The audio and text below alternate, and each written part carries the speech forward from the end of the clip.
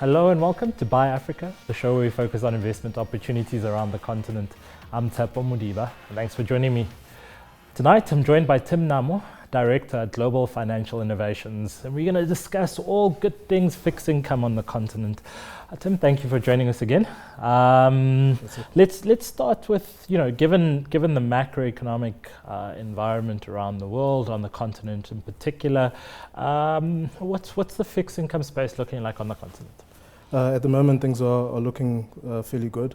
We generally, from the research that we do, in our business, there's two basic areas. One is the sort of standard debt capital market advisory stuff. Right. And then we also do a little bit of research in terms of how to drive dollar yield on African onshore investments. Right. Equities are very popular. Of course. Most people look at that. So we felt that there would be a niche on the fixed income side. And we also tend to think it's a little bit easier, given your local currency devaluation often means that if you want to sort of hedge yourself or you're exposed to the exchange rate, you're probably budgeting for being behind sort of 10-20% because that's what the exchange rate could do to your equity investments over a period of a year. Right. So we prefer to sort of look at the currency picture and sort of get an idea of whether or not we feel currencies are going to be stable or not. Yeah. And then from there we sort of build a thesis on what we should be looking at in terms of looking at local currency yield. Okay. And also tend to make it sort of more your 0 to 6 months. We prefer not to look at stuff going out as long as a year because a lot can happen in a year in Africa. Just look at what happens with Minister of Finance here in South Africa. This is true. It just keeps being a recurring thing. This is true. Okay, so nice lay of the land in terms of your area of focus. So let's start on the currency side then. What's, the natural starting point will be Nigeria. Let's talk the Naira and where we are right now and where we're looking to go in the next 6 months or so. Okay, when we last spoke, the Naira was still fixed. Since then, it's been floated. Yep. At the moment, despite it being the largest sort of economy and market in Africa, it's actually one of our least favorite at the moment. If anything, would probably stay out of going onshore because we're not too sure what's happened to the rate. Yep. And I think it's at around 340 and it might move higher. Yep. But what's interesting is that, when you look at the NDFs, the 1 year is sort of at 20%. So, if it moves more than 20%, there's a little bit of a return there. So as a bit of a speculative play, you might look at the 1 year. Otherwise, we're not particularly looking at the Nigeria space at the moment. Okay. So where are you looking at the moment? East Africa looks very nice. So you've got Tanzania, Uganda, and Kenya. Yeah. They're all sort of doing fairly well. The Kenyan economy is doing quite well, suffering a little bit with the tourism picture and terrorism. But other than that, we like Kenya. And especially the infrastructure bonds because they don't have withholding tax on them. Let's in terms of the driver of currency movements and then the analysis of whether the bond market is looking particularly attractive or not. What drives the short-term movements? Is that really underlying economic growth? Is it news flow? Is it the geopolitical landscape? And how does that fit into your current bullish stance on Kenya in particular? At the moment, it's really effectively breaking down onto does a country have IMF support or not? Right. So you're tending to find the countries that do have it and have a bit of reserves will tend to have a more stable currency picture. Okay. And then the ones that don't tend to have a currency that's going out. So and that's really the big driver right now. Yeah, that's what we're looking at in terms of drivers. So you look at, for example, somewhere like Egypt. Mm-hmm. Egypt has got a fixed currency, but the currency might move in the next sort of 3-4 months. Right. So might weaken in the next 3-4 months. Might weaken. Okay. The other one is Mozambique. They've had all sorts of issues. I think it started with an offshore bond that they did. Yep. And then as things have progressed, it's been, now IMF has asked for that there be an audit into sort of the entire debt book to find out exactly how much debt or guarantees the Mozambican government has issued. So it's not looking too good on that one. Now, I guess you talked a little bit about Egypt and Mozambique. Let's focus on on East Africa. Right. Underlying economic growth actually pretty good, held up pretty well across the region.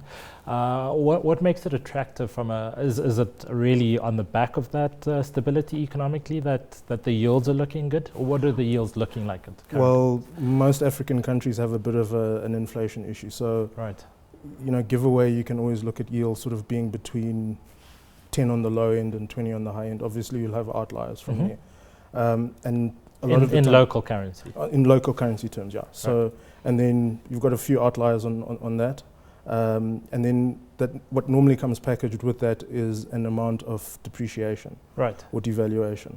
And what tends to offset that will either be specific exports or reserves or IMF support. Right. So if you look at a country like Kenya, Kenya has got a decent amount of reserves. The inflation picture isn't looking too bad.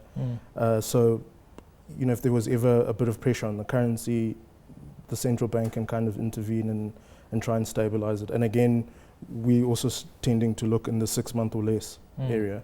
I can't really say that it's necessarily going to be the case for another year. Sure. But when you look at especially the Ugandan shilling and the Kenyan shilling, they've been basically flat for most of the year. Right. Unlike last year, right, where they were falling a little bit. And what do yields look like in local currency in the region? So Uganda, I think is around 11, 12, and then your Kenyans is up at about 13. Right. So you basically are trading that against what you think the currency may or may not do during a period of time. Okay. Yeah. So stable currency with those yields, yeah, should bode well for good investments. Yeah. Okay. Elsewhere in the continent, Egypt, you said that you're likely to stay away from there, given the likely currency devaluation. Yeah, given a likely currency devaluation, it's a bit of a difficult one. Or maybe you might want to buy the NDF in the 6 months as a little bit of a speculative play. Right. But again, that one is a little bit of a difficult one. Okay. And then the other one that's interesting, which is a little bit out of sync, is Ghana and West Africa. So again, elections in December, and there's the cocoa bond, there's annual financing for the cocoa crop, which adds a bit of liquidity to the market. We would think that maybe in the 3-6 months is an area worth looking at. So not seeing any geopolitical risks coming through for elections near the end of the year? Well, normally what a lot of the economies try and do is they try and keep the African countries tend to try to keep the exchange rate as stable as possible, right, running into election to keep everyone happy and to try and keep so taking advantage of that sort of theme. Yeah, so taking advantage of that sort of theme is you can take a little bit of Ghana exposure. Okay. Yeah. Okay. And anywhere else on the continent, so the likes of Zambia, any urge to look at the fixed income market in that country? Zambia is also a little bit of a trickier one. A lot of the mines should be coming online going into early next year. Right. So that will be forex flows, but at the moment it's been a little difficult. You might want to take a bit of a flyer on the 3 or the 6 months, but it's a little bit on the edge, I guess, in terms of being adventurous. Okay, so unpacking that a little bit, because the mines are coming on board, you'd expect them to be selling dollars, yeah. Selling dollars, which should help boost their currency. Yeah, it helps improve balance of payments and that sort of thing. Okay. So your single best pick would be in the East Africa region. Yeah, I like Kenya. I like Kenya and Uganda. Those are would be my two main picks. Okay, now let's move beneath the main picks, yeah. and what's sort of catching your eye, or the side of your eye?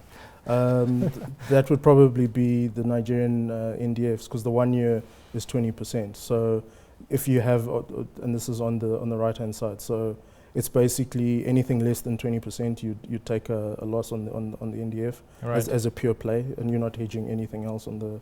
But obviously, if the currency moves more than that 20%, you make a bit of money on the NDF. So it looks a little bit out of place in terms of just the pure price relative to what the fundamentals on the ground are. Okay. Because overall, I mean, the whole thing, Buhari is proving not very popular. He's made himself minister of petroleum sector or whatever. So he's probably I suppose it's a little bit like what's happening here, Sure.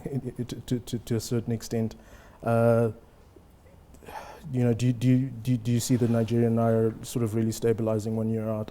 Our view is not so much. So that's, you know, a bit of a speculative one. Okay. And a little bit of an adventurous one. You talked a bit about East Africa, West Africa. Anything there other than Ghana and Nigeria? No, we don't have. There's the usual the XAF bonds, which are linked to euro, so they pay you a bit of yield, but they're pegged to euro. So depending on your outlook on the your euro, outlook on the euro and where you are positioned in other stuff. And what sort of yields would you be looking like in euros there? I think offhand, I actually don't know. Okay. I don't know if you can. I actually didn't. Okay. No worries about that.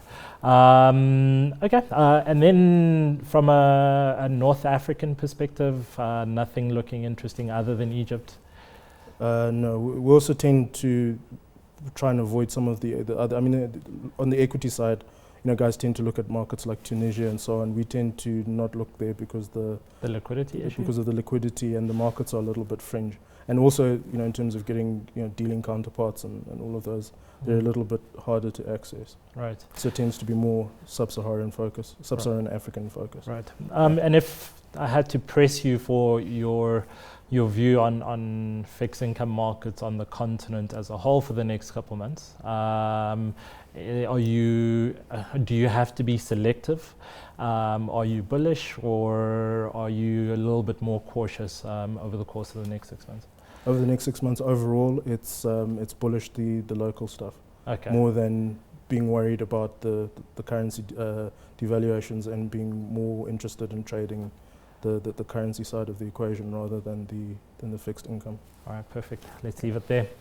Thanks to my guest, Tim Nhamo, Director at Global Financial Innovations. That's all from Buy Africa this week. Remember to follow me on Twitter. That's at Modiba_Tshepho. And send us your thoughts about the show using the hashtag BuyAfrica. From myself and the team, goodbye.